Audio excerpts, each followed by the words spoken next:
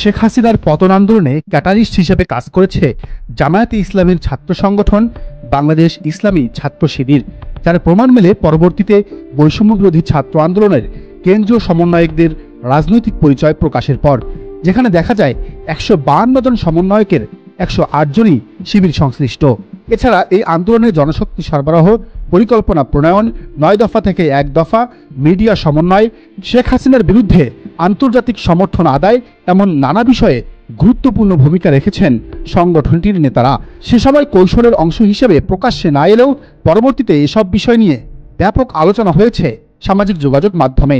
আল জাজিরার সাংবাদিক জুলকারনাইন সাইদের লেখাতেও উঠে এসেছে শিবিরের নেপথ্যে থাকার নানা গল্প কাহিনী।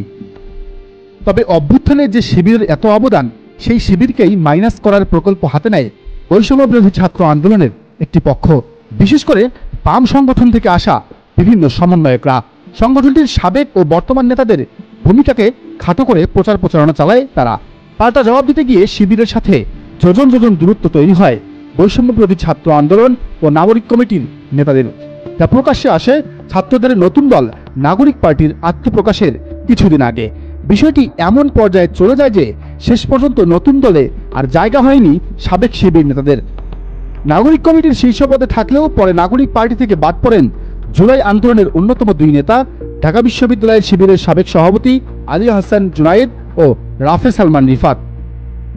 এরপর থেকেই গুঞ্জন ওঠে নতুন আরেকটি রাজনৈতিক দলের আত্মপ্রকাশের, যেখানে নেতৃত্ব দিবেন সাবেক শিবির নেতারা। ইতিমধ্যে দল গঠনের ব্যাপারে পরিকল্পনা প্রণয়ন শুরু করেছেন সাবেক এই শিবির নেতারা। এই দলের শীর্ষ নেতৃত্বে ঢাকা বিশ্ববিদ্যালয় শিবিরের সাবেক 2 সভাপতি আলী হাসান জুনায়েদ ও রাফে সালমান রিফাতের পাশাপাশি প্রধান পৃষ্ঠপোষক হিসেবে থাকতে পারেন ঢাকা বিশ্ববিদ্যালয় শিবিরের সাবেক আরেক সভাপতি মির্জা গালিব। কেন্দ্রীয় কমিটিতে থাকতে পারেন জুলাই আন্দোলনের অন্যতম মাস্টারমাইন্ড সাদিক কায়েম। দলের তৃণমূল কমিটিতে সাবেক শিবির ছাড়াও থাকবেন তরুণ ও বিভিন্ন পেশার মানুষরা। দলটির আদর্শ হবে মধ্য ডানপন্থী, ইসলামী জাতীয়তাবাদ হবে এর মূল ভিত্তি। সাবেক শিবিরের নতুন দল দেশের রাজনীতিতে আসলে তা ব্যাপক জনপ্রিয়তা পাবে বলে মনে করেন সংশ্লিষ্টরা, কারণ এই দলটির শীর্ষে থাকা ব্যক্তিরা একই সাথে মেধাবী, সচ্ছল ও উদার মনা। ফলে সাধারণ মানুষের দল হিসেবে খুব ভালো অবস্থান তৈরি করতে পারবেন তারা।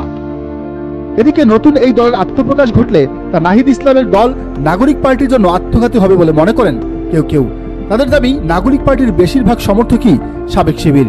ফলে সারা দেশে যে সাংগঠনিক ভিত্তি তৈরি হয়েছে নাগরিক কমিটি আর বৈষম্যবিরোধী ছাত্র আন্দোলনের, তা পুরোপুরি ভেঙে যাবে। আর এক্ষেত্রে এগিয়ে থাকবে সাবেক শিবিরদের নতুন দল। দর্শক, আপনার কি মনে হয়, ছাত্র শিবিরের সাবেক নেতাদের দল কি সামনে এগোতে পারবে, নাকি অঙ্কুরে বিনষ্ট হবে? জানান মন্তব্যের ঘরে।